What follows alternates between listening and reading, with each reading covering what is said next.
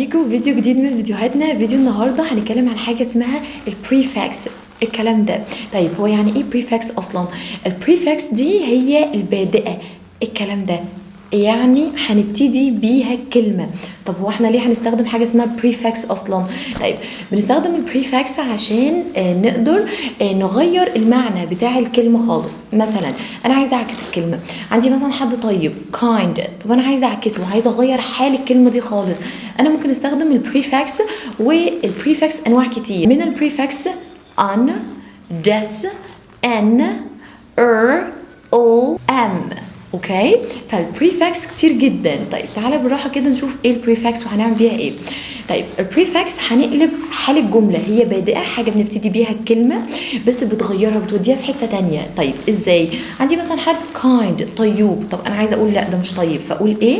unkind. اوكي، كل اللي عملته حطيت un prefix un وبس، وكده انا غيرت عكست خالص الكلمه.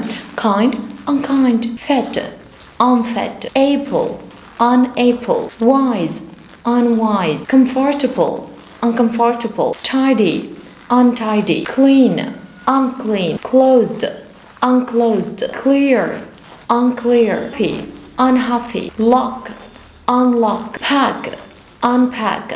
يبقى هنا احنا استخدمنا prefix اسمها un. طب احنا عندنا prefix تانية؟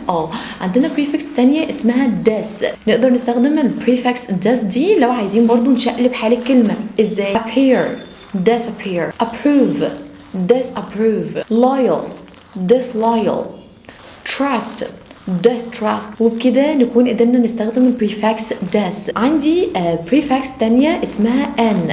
طيب دي اقدر استخدمها عشان اشقلب حال الكلمة خالص. طيب اسمها ان. طيب زي مثلا ability inability، correct incorrect، sensitive insensitive. وبكده نكون خلصنا part 1 من البريفكس.